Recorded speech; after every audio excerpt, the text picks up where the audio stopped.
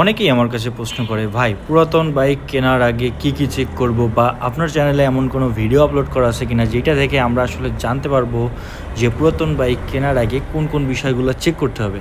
তো এরকম ভিডিও এখন পর্যন্ত আমি আমার চ্যানেলে আপলোড করে নাই, তবে চিন্তা করলাম যেহেতু অনেকে বলতেছে তো এই নিয়ে একটা ভিডিও বানানো দরকার। তো আজকের ভিডিওতে আমি আপনাদেরকে এ টু জেড ডিটেলসে বলবো আসলে একটা পুরাতন বাইক কেনার আগে কি কি চেক করবেন। তো কথা না বাড়িয়ে আমি আমার মেইন টপিকে চলে আসি। তো প্রথমত একটা বাইক যখন কিনতে যাবেন, সর্বপ্রথম আপনি আগে ওই বাইকের কাগজপত্র চেক করবেন। কারণ দেখেন, বাইকটার আপনার আউটলুক, ওভারঅল টেস্ট সাইড দিয়ে সব কিছু যদি আপনার পছন্দ হয়, কিন্তু গিয়ে দেখলেন কাগজপত্রে ভেজাল আছে বা কোনো ঝামেলা আছে, তখন কিন্তু আপনার বাইকটা যতই পছন্দ হোক, আপনি যত কষ্ট করলেন, এগুলোর কোনো দাম থাকবে না। তো সর্বপ্রথম দেখবেন যে রেজিস্ট্রেশন করা আছে কিনা। যদি রেজিস্ট্রেশন করা থাকে তাহলে স্মার্ট কার্ড আছে কিনা, বা বাইকের যে মালিক তার এনআইডি কার্ডের সাথে বাইকের যে স্মার্ট কার্ডের নাম মিল আছে কিনা, ট্যাক্স টোকেন আপডেট করা আছে কিনা, ঠিক আছে, এইসব বিষয়ে দেখবেন।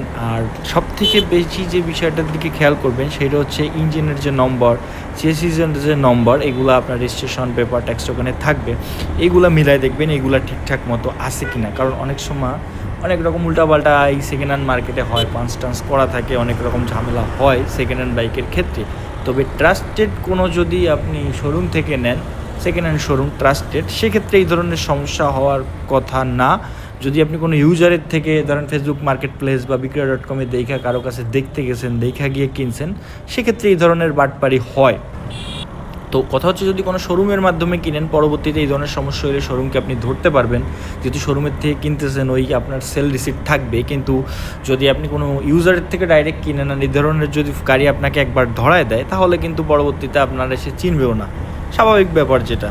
তো এখানে আবার অনেক কাজ আছে যেগুলো করে নিলে আপনার পরবর্তীতে সে না চেনার কোনো ওয়ে নাই।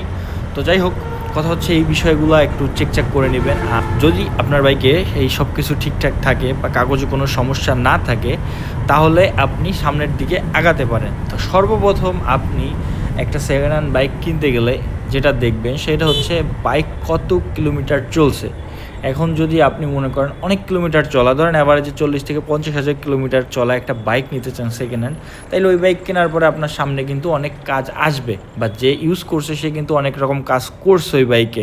যেমন ইঞ্জিন টাচ, এক কথায় বলে দিলাম আপনাদের। তো আগে আসলে দেখবেন আপনার বাইকের মিটারটা কত কিলোমিটার আছে এবং এই মিটারটা জেনুইন কিনা। প্রয়োজনে আপনি যদি চেক করে নিতে পারেন সব থেকে ভালো হয়। আর এই ধরনের সেকেন্ড হ্যান্ড বাইক কিনতে গেলে অবশ্যই সাথে এলাকা থেকে পরিচিত যে কোনো একজন বাইকের টেকনিশিয়ান, যারা বাইক সার্ভিস করে, এরকম একজনকে নিয়ে যাবেন। কেন নিয়ে যাবেন বলতেছি, একটা লোক যদি আপনি নিয়ে যান, তাকে সর্বোচ্চ 500 থেকে 1,000 টাকা দিলে সে খুশি, কিন্তু এই 500-1,000 টাকায় আপনার অনেক কাজে আসবে। কারণ একটা মেকার যারা বাইক সার্ভিস করে, এরা একটা বাইক টেস্ট রাইড দিলে অনেক কিছু বুঝতে পারে, যেটা একটা নর্মাল মানুষ বুঝবে না। যাদের বাইক সম্পর্কে অনেক বেশি অভিজ্ঞতা, তাদের কাছে এই বিষয়ে একদম দুধ ভাত। তো যাই হোক, প্রথমত বাইকের মিটার দেখবেন, মিটার ঠিকঠাক মতো আছে কিনা, জেনুইন আছে কিনা, এটা তাদের কাছে জিজ্ঞাসা করবেন। প্রয়োজনে যদি সম্ভব হয় চেক করে নিতে পারলে সব থেকে ভালো হয়। দ্বিতীয়ত যে বিষয়টা যাবেন, বাইকের আউটলুক। এখন ধরেন একটা বাইক চলছে 30,000 কিলোমিটার, কিন্তু বাইক চকচক করতেছে, সেই ক্ষেত্রে কিন্তু ঘাপলা আছে। কারণ অনেক সময় হয় কি, বাইক অ্যাক্সিডেন্ট করার পরে বাইক ঠিকঠাক করে বিক্রি করে ফেলে, আর একটা অ্যাক্সিডেন্ট করা বাইক ঠিক করলে কিন্তু বাইকটা চকচকই করে, কারণ সব পার্টসই নতুন করে লাগানো হচ্ছে, কিট টিট হাবা জাবা যা আছে। তা এক্ষেত্রে দেখবেন যে আসলে আপনার বাইক অতিরিক্ত চকচক করতেছে কিনা। অনেকে যত্ন করে চালায়, সেইটা আপনি যখন বাইক দেখবেন তখন বুঝতে পারবেন। একটা বাইক 2-3 বছর চালাইলে যতই যত্ন করুক, ওই বাইক দেখলে বোঝা যায় যে না, এই বাইক যত্ন করার পরে একরকম দেখাবে, আর একদম নতুন লাগাইলে একরকম দেখাবে, বুঝছেন। অতিরিক্ত চকচক করলে মনে করবেন কোনো না কোনো ঘাপলা আছে। তারপরে তার সাথে একটু কথা বলে নিতে পারেন যে ভাই কেন বিক্রি করতেছেন। অনেক সময় হয় যে অনেকে যত্ন করে রাখে কিন্তু বিপদের কারণে বাইক বিক্রি করে দিচ্ছে, এরকমটা হতে পারে। তো যাই হোক, এরপরে আপনি আপনার বাইকের একটা টেস্ট রাইড দিবেন, আপনি বা আপনার সাথে যে লোক নিয়ে যাবেন। টেস্ট রাইডে যে বিষয়গুলো খেয়াল করতে হবে সেগুলো হচ্ছে ইঞ্জিন। বাইকের ইঞ্জিন অস্বাভাবিক শব্দ করতেছে কিনা, বা কোনো রকম নকিং সাউন্ড আছে কিনা, ভাইব্রেশন করে কিনা। তা এইগুলা আপনি যখন একটু আরপিএম হাই দিবেন তখনই খেয়াল করতে পারবেন। তাছাড়া বাইকের এক্সস্ট থেকে ধোঁয়া বেরোচ্ছে কিনা, এই ধরনের জিনিসগুলো খেয়াল করতে হবে। আর এইগুলো তো চেক করবেন বাইক স্টার্ট দিয়েই। তারপরে যখন স্টার্ট দিবেন তখন দেখবেন যে প্রত্যেক সেলফে স্টার্ট নিচ্ছে কিনা বা প্রত্যেক কিকে স্টার্ট উঠতেছে কিনা।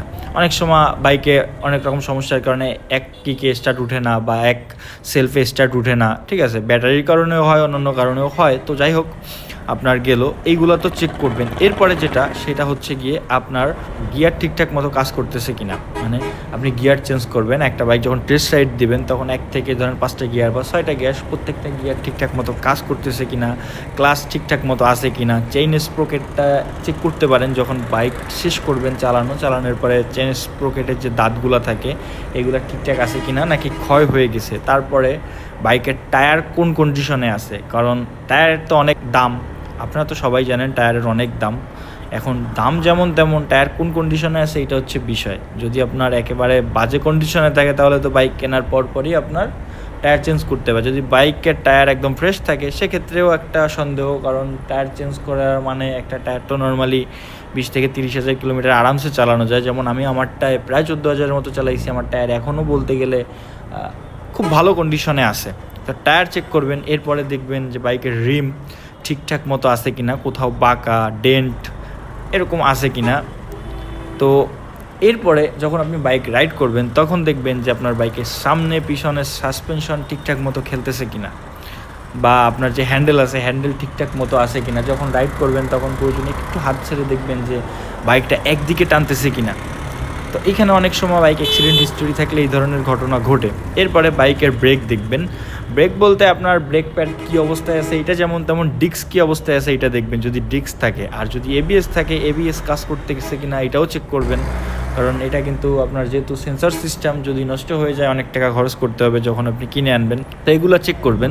এরপরে আপনার যে বাইকের ব্যাটারি ঠিকঠাক মতো আছে কিনা, তারপরে বাইকের হর্ন ঠিকঠাক মতো আছে কিনা। এরপরে যে বিষয়টা বলবো এইটা হচ্ছে বেসিক বলতে আপনার বাইকের যত ইলেকট্রনিক্স জিনিস আছে, যেমন হেডলাইট, হাই লো বিম, ডিআরএল, ইন্ডিকেটর, হ্যাজার্ড, ব্রেক করলে পিছনে যে লাইট জ্বলে, তারপর হর্ন, মিটারের সব কিছু ঠিকঠাক মতো কাজ করতেছে কিনা, গিয়ার ইন্ডিকেটর ঠিকঠাক মতো কাজ করতেছে কিনা, আরপিএম ঠিকঠাক মতো কাজ করতেছে কিনা, এইসব জিনিস দেখবেন। মানে এক কথায় এইগুলো দেখবেন, তার সাথে যে সুইচগুলো আছে এইগুলোও প্রপার ওয়ার্ক করতেছে কিনা, কারণ সুইচ প্রপার ওয়ার্ক না করলে এইগুলোও কিন্তু ঠিকঠাক কাজ করবে না, ঠিক আছে। এরপরে আপনি আপনার বাইক ওই যে যখন একটু থ্রোটল ধরবেন তখন দেখবেন থ্রোটল ধরে ছেড়ে দেওয়ার সাথে সাথে থ্রোটলটা আবার ব্যাক যাচ্ছে কিনা, কারণ এগুলো হচ্ছে clutch cable, acceleration cable, brake cable, এগুলোর উপরে ডিপেন্ড করে, ঠিক আছে। এক একটা ক্যাবেলের এক একটা কাজ আছে। যদিও সেকেন্ড হ্যান্ড বাইকের ক্ষেত্রে এই বিষয়গুলো অত বেশি মাইনে রাখে না, কারণ একটা সেকেন্ড হ্যান্ড বাইক কিনতে গেলে অনেক কিছু আপনার স্যাক্রিফাইস করতে হবে যেহেতু সেকেন্ড হ্যান্ড নিচ্ছেন। এরপরে একটা জিনিস খেয়াল করতে পারেন যে বাইকের যে ফুট রেস্ট আছে, ফুট রেস্টগুলো কোন কন্ডিশনে আছে, কারণ অনেক সময় ফুট রেস্ট দেখেও বোঝা যায় আসলে বাইক কত কিলোমিটার চলছে। যত বেশি ইউজ হবে ফুট রেস্ট তত বেশি আপনার পুরাতন হয়ে যাবে, তার ভিতরে একটা ওরকম ফিলিংস বা ওরকম একটা চেহারাটা এমন হয়ে যায় যে অনেক দিন চলছে। এরপরে অনেক সময় আপনার সিটিতে রাইডের ক্ষেত্রে বাইকের সাইলেন্সারে অনেক রকম সমস্যা হয়, পিছন দিয়ে এসে লাগায় দেয়, ভাঙ্গা যায়, তারপরে আপনার ডেন্ট চলে আসে, ঠিক আছে, জং চলে আসে, এগুলা খেয়াল করবেন। আরেকটা বিষয়, সব থেকে মেইন বিষয়, সেইটা হচ্ছে বর্তমান সময়ে প্রত্যেকটা বাইকেরই ফুয়েল ট্যাঙ্কে কিন্তু জং আসে। তো ফুয়েল ট্যাঙ্ক চেক করতে কোনোভাবেই ভুলবেন না। আর বাইকের সবসময় যাদের কাছ থেকেই বাইক কিনবেন ওদের কাছে জিজ্ঞেস করবেন যে বাইক নেওয়ার পর থেকে যে সার্ভিস হিস্ট্রিগুলো আছে এগুলো কি লোকাল শপ থেকে করাইছে নাকি কোম্পানির অফিসিয়াল শপ থেকে করাইছে। কারণ যদি বাইকটা ওয়ারেন্টির আওতায় থাকে সেক্ষেত্রে কেনার পরে যদি কোনো সমস্যা হয় আর সে যদি বাইকটা অফিসিয়াল সার্ভিস সেন্টার থেকে সার্ভিস করে সেক্ষেত্রে আপনার ওয়ারেন্টি পাবেন। কিন্তু যদি লোকাল শপ থেকে সার্ভিস করায় আর ওয়ারেন্টি পিরিয়ডে যদি সার্ভিস মিস করে সেক্ষেত্রে কিন্তু সার্ভিস পরবর্তীতে এটা নিয়ে অনেক প্রবলেম হয়।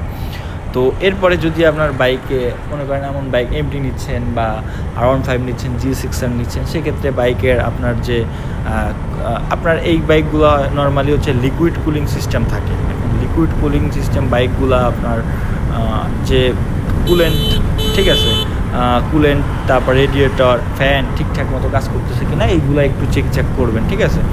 তো এইগুলো আপনার নর্মালি যদি সমস্যা থাকেও পরবর্তীতে চেঞ্জ করতে বেশি একটা সমস্যা হয় না। তবে আমি একটা কথা বলবো, সেটা হচ্ছে অতিরিক্ত মডিফিকেশন করা বাইক নেওয়া থেকে বিরত থাকবেন। যদি আপনি মডিফিকেশন লাভার হন তাহলে নিতে পারেন।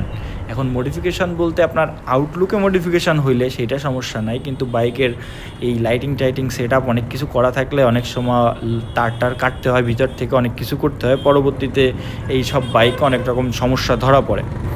তো এই হচ্ছে বিষয়। আপনার বেসিক্যালি বাইকের সব কিছু চেক করার পরে যে টেস্ট রাইড দিবে, টেস্ট রাইডেই সব কিছু বুঝতে হবে যে ইঞ্জিন থেকে কী অবস্থায় আছে। একটা বাইকের প্রাণ হচ্ছে ইঞ্জিন। প্রথমত আপনার ইঞ্জিন ঠিকঠাক আছে কিনা এটা দেখতে হবে, তারপরে আপনার ব্রেক ঠিক আছে কিনা, গিয়ার স্মুথ কিনা, পিক আপ ঠিক আছে কিনা, ক্লাচ ঠিকঠাক মতো কাজ করতেছে কিনা, ইঞ্জিন অতিরিক্ত গরম হচ্ছে কিনা, এই বিষয়গুলো খেয়াল করতে হবে। দেন লাস্টে মালিকের সাথে কথা বইলা যে বাইক কত টাকায় বিক্রি করবেন, কী আসার বিষয় সব কিছু করে, আর বাইক নেওয়ার সাথে সাথেই মনে করেন যত তাড়াতাড়ি সম্ভব আপনি আপনার নামে নাম ট্রান্সফার করে নেবেন। আর একজনের নামের বাইক কখনো আপনি চালাবেন না, এটা হচ্ছে সব থেকে প্রধান কাজ।